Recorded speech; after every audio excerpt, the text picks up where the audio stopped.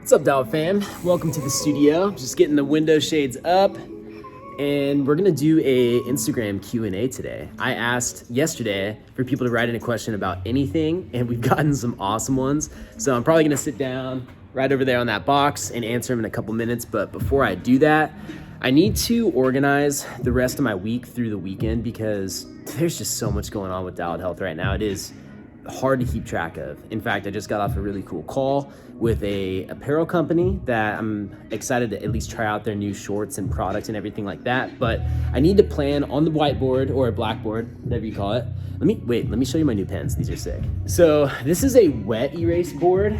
I didn't even plan on showing you this, but it's nice because you can like basically write over things, but at the same time you need a wet cloth to erase it. And you need some crazy pens to write on it correctly. So I just got these white ones, just tested it, they're incredible. This board really is where I just jot out the quickest ideas that I have. I can stand up, turn on some music, and just get my brain out on here. And it always kind of looks like this, just random little notes here and there. But that one's been there for at least a month because I'm trying to manifest 1,000 active members on the website. So I look at it every day. In fact, I just took my body fat test. So this is up here as a reminder to not drink alcohol and not eat chocolate and not be a little, you know what I'm talking about. So anyways, I'm gonna do my vibe session. We're gonna get the rest of the day through the weekend organized, and then we'll hop into these questions.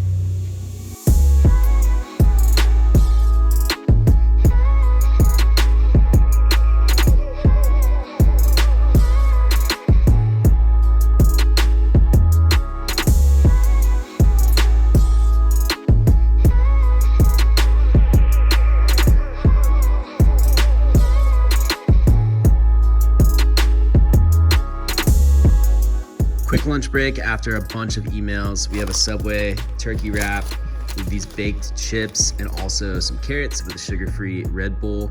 Typically, I wouldn't get these unless I did a ride, but I did do a ride today that burned like 1,200 calories, so I get a little extra there, which is nice. And then honestly, carrots are just the biggest go-to compliment to a sandwich ever. I mean, holla back.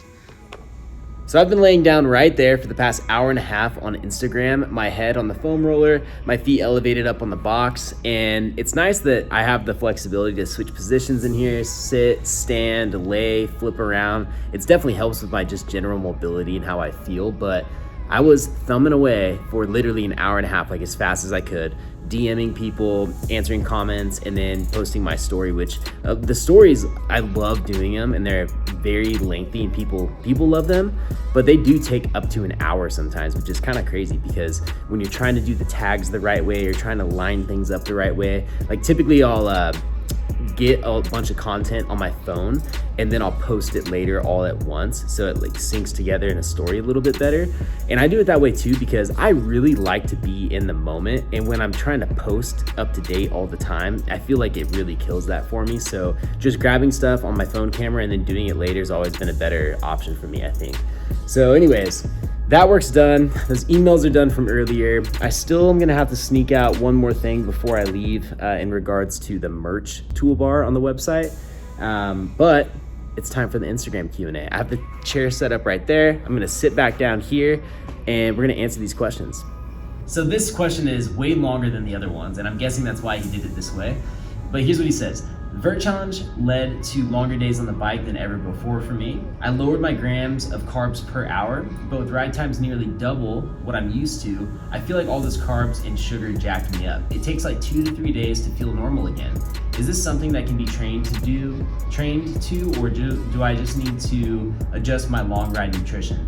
During these rides, I feel pretty good. Also, how many days do you wait to stay on the scale? I was really heavy the following 2 to 3 days. So the second half of that question is something I've learned also when you do these huge efforts. And really, whether it's on the bike or in the gym, you break down your body so much, you tend to retain more water. You just have a lot of recovery that's happening, and typically your body stores more water to help with that recovery. So I have noticed my weight going up, especially after the Everest challenge. And don't get me wrong, I gave myself permission to eat whatever I wanted for the whole week. But you know, it seems like you retain a little bit more weight. In fact, a lot of times when people start strength training, when they haven't before, they might put on a little weight just in water, in the first couple weeks before their body kind of readapts to the new stress and that water kind of flushes back out. So it is a normal thing, and I would just say wait every single day and you'll see more trends with your body. And it also helps keep you honest with yourself, because typically the only time people don't want to weigh is when they know they've been blowing it. And that's just the harsh truth. So you got to have some grace with yourself and maybe know that you have this 3 to 5 pound window, whatever it may be. It's very realistic to have even 5 pound swings. But also the weight typically does reflect the way your lifestyle really is. And you got to be honest about that. In regards to should you lower your carbs per hour? Yeah, I mean, I think when the rides are big enough, you're going to want to take in more protein and more fat than normal. Maybe even, I know I like fiber at a certain point, even though everything says like don't eat a lot of fiber. There's a point when you feel like you need to fill your stomach up with just a little bit, just to get almost like a base feeling in your stomach or something. Like I notice if I do have a little whole fruit, opposed to dry fruit, for example, at one point, like a banana, it's not that like there's an insane amount of fiber in a banana, but still there's some, and you know, it just allows you to get that layer and get that sick carb feeling out of your stomach. So I would just keep experimenting with it, really, and just understand that bigger days could mean that you need a more balanced macro ratio, especially because the intensity is going to be down as far as your output. So yeah, anyways, that was a long question. I swear all of these are gonna be like rapid fire after this. This question, how do you split up your mountain bike rides and your road bike rides? I don't have any particular way I do it for like a specific program. I just pedal on certain days. So whether that's on the road bike, whether it's on my mountain bike, whether it's on the indoor turbo, it doesn't really matter. I just wanna make sure I'm pedaling. I might do something more specific in the future, but for now that's really worked, and I like variety. And it's cool for me because, you know, I like to ride a lot of different disciplines. So if I'm like doing more downhill stuff or enduro stuff or XC stuff, it gives me a lot of options. I like that. Hip flexor pain when biking, bike fit, not the issue. Hip flexors just weak, exercises for it. I would say if you're having hip flexor pain, getting a bike fit's a great idea, because I think everyone should in general, at least at some point, and you can take those measurements to other bikes. Like for example, I had a bike fit on my previous road bike, and then I just copied some measurements over like my saddle height to my new bike, and then I've been kind of adjusting some stuff on my own. So check it off the list just so you know you've done it, you know you've had eyes on you to be in the ideal position. But I think people really underestimate what their own bodies are capable of. And in regards to adapting, you know, I think people blame too much on their equipment and they don't point the finger back at themselves. And I think part of it is not understanding the human body and really how adaptable it is. But for example, you know, you have this whole body web of muscles and tendons and ligaments and everything that is literally working together. Like for example, you guys, I've had clients with Achilles pain so bad they cannot pedal a bike even softly, and the thing that fixed it was releasing their upper back with a foam roller. I kid you not, that's how connected everything is. So when you do have some form of pain like your hip, I would really spend extra time with deep tissue work in your hip. Just see what is your hip range of motion good. Do a basic half kneeling hip stretch where you just, you know, kneel like this and drive your hip forward and see how it feels. You know, start holding it for 90 seconds a night, every single night for 2 weeks, and see if it makes a difference. And really, I'd be surprised if that didn't kind of do the trick. But yeah, I would just say, point the finger back at yourself and say, am I taking time to actually fix this? By the way, bike fits on mountain bikes, that's a really interesting conversation. We'll come back on that sometime. What made you go with pink Nobles? I love pink. I'm wearing pink right now. I really like soft pink color, is one of my favorites. Workouts to help with lower back pain on rides. Build up your low abs, build up your glutes. I have a low back rehab routine on the website that helps you release all the tight muscles that are gonna make your back real tight, and it helps you activate all the muscles which are gonna take the load off of your back. If your back is compensating for weak abs and weak glutes, there's no going around it, especially not with a bike fit. So fix your abs, fix your glutes, go to dialedhealth.com and use the low back rehab routine. It'll teach you everything you need to do. Travis said C inbox, not enough characters, LOL. So you did try. All right, dude. I don't know if I'm still happy about it. That was that guy from the long question earlier. We have, how excited are you for Culver to get rebuilt? So this is a local trail that just got burnt down in a fire, and it's like probably the most popular trail within, I don't know, 50 miles of me at least. And so I'm really excited for it to get rebuilt. I know they reopened it, but I didn't know if they were planning on doing more to revamp it. And if they are, I hope that's the case, because it'd be fun to ride something different. And honestly, even when the fire happened, like obviously it's devastating for a lot of reasons. And I'll be real with you right now, I don't know if I'm gonna be able to get out there and do the trail work with these guys, but I like change, whether it's sometimes good or sometimes bad. So just riding new stuff is fun. And I think I wasn't worried about the trail being different, I guess, at any point is what I'm trying to say. So I know that Ryan, who's riding in from Fat Rack, has really good trail taste. And if that's the dude that's gonna be behind, you know, getting this thing revamped, I am not worried at all. It's probably gonna be sick. Best program to start with for post-knee injury work?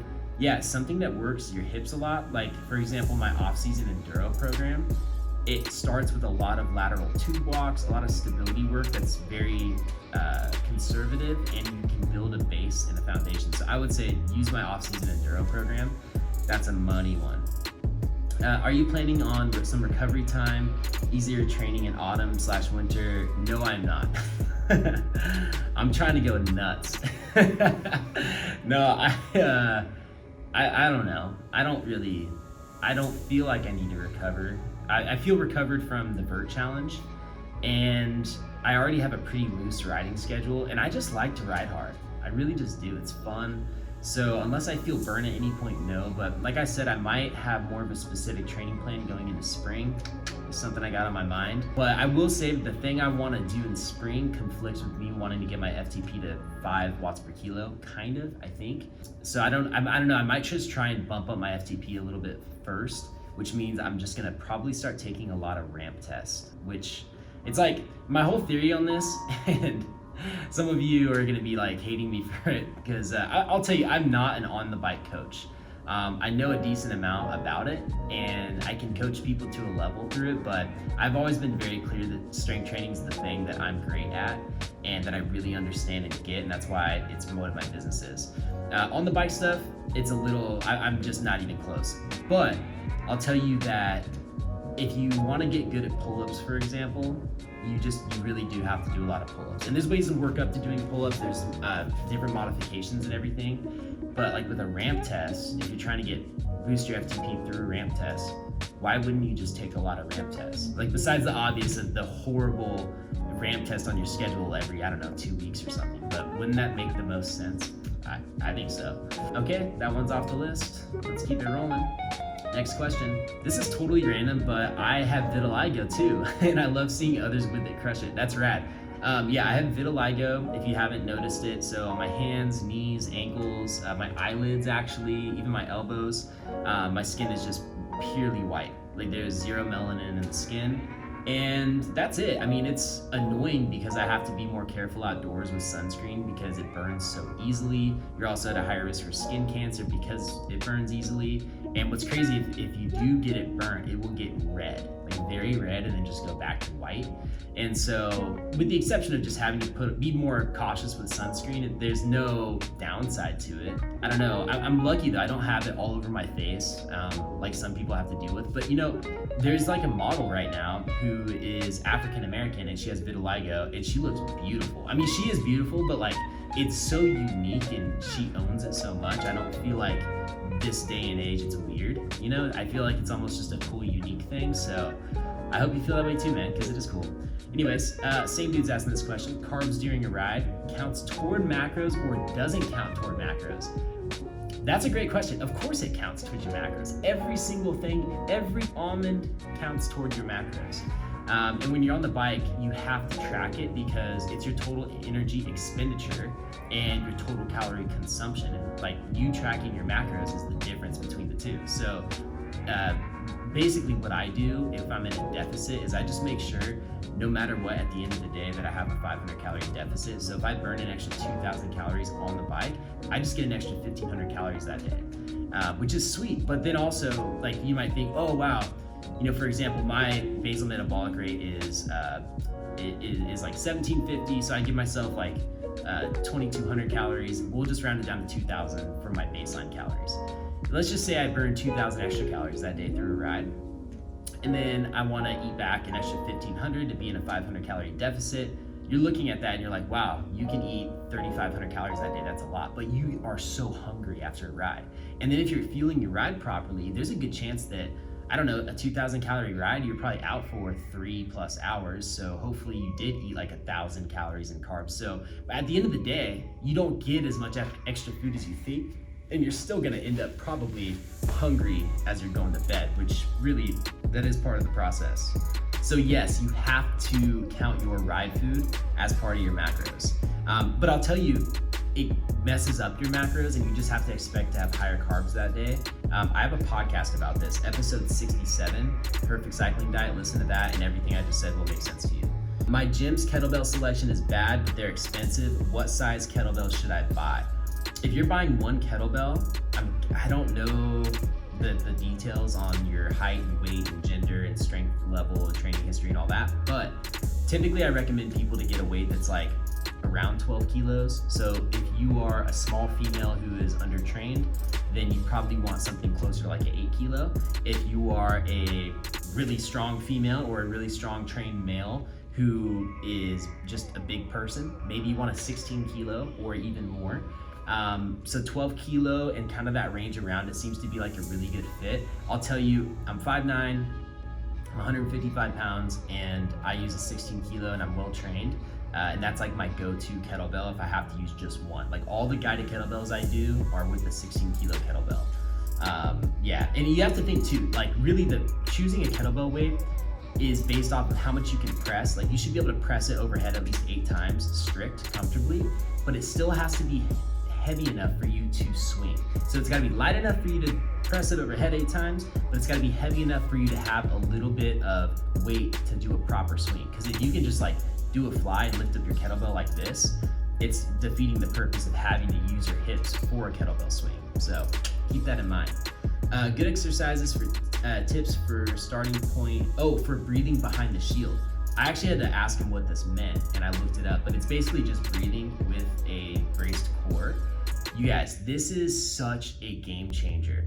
And this is another reason why strength training is so good for cyclists, is because you're in a controlled setting, you're moving a lot slower, and there's way less risk for you to practice this under. So learning how to basically use your core almost like a dial instead of an on and off switch will allow you to keep core tension and breathe at the same time, and then hold an engaged core for hours and hours on end, which is really something you want to build autonomously that you can go carry out on the bikes. Because anytime I get back pain on the bike, which is so rare, like it's honestly probably been over a year since I've even felt a smidge of low back tightness, but every time it's because I'm not engaging my core, and I usually notice it on the trainer more. Like I think the last time I felt back pain was on the trainer, and I just remember thinking, oh wow, my core is completely like disengaged right now. So you learning how to brace your core and breathe at the same time, so think like 20% engagement while you're on the bike or doing like a core exercise, is a really good tool, because then you can do it with your squats and you can kind of control it. Just think of it as a dial. You know, some workouts are going to require 100% engagement, that's like full ab flexion, and others are going to be like 20% engagement where you're braced and you're strong, but you're able to still move and breathe. So it's definitely a learned skill, but very, very important. I should probably do some training tip videos on that. Okay, we're gonna bust these out real quick, you guys. Okay, we're gonna bust these out. What method or app to use to food track? MyFitnessPal. Favorite go-to meal post weight training? Probably something like Chipotle, to be honest. A lot of protein, a big bowl of meat, veggies, rice and beans. What would your advice be for someone taking on their first century ride? Oh, don't do anything new on the century ride day. Make sure you have a pacing strategy so you don't go out too hard too soon, and have a carbs per hour goal. Like I would just try and set up a nutrition plan. So easy pacing, don't do anything new on the race day, and have a carb per hour goal. Are you going to do more nutrition-based stuff on your website, recipes, ride nutrition, etc.? Yeah, I have a meeting with a endurance nutritionist next week because what I've realized is I just can't take on that extra bit of work myself, like doing weekly recipes and having a deeper level of advice and content. But we're gonna hopefully hire on somebody to do it. And if you listen to the podcast, you'll know how I can afford that. Because we have some cool stuff going on behind the scenes right now. It's really sick. Okay, we're almost done. Oh my gosh, I'm gonna be late. Best breakfast before a morning ride, oatmeal. You can add, okay, you ready for this? Because it's fall. Oatmeal, like literally not even a quarter cup of pumpkin puree, some diced up apples with some either pumpkin pie spice or just cinnamon, some sea salt and maple syrup and a little milk on top. That is the freaking best. Do you believe in high reps like 25 versus low reps? I believe in doing all the reps, high and low. I think though, super heavy, like so heavy that you can't do more than 5 reps is very overrated for everybody. Like, and I know that's gonna be controversial for strength people listening to this, but the risk versus reward on that is just not worth it for me. Like doing less than 5 reps with it, like if you truly do a max set where you can't lift the weight heavier than 5 reps, it's so heavy for you, then the wear and tear it has on your body, I don't think is worth it. Especially when you're putting stress on your bike as a cyclist. That's all the questions. Sorry I had to rush the last little bit. I gotta get home, and but that was a lot of fun. My goal is to put out a YouTube video a week, and it's gonna be everything from stuff like this to riding to strength training to everything in between. So I'm going to Sea Otter in 2 weeks, so I'll probably bring you along for that. And that being said, start moving forward. See you guys next time.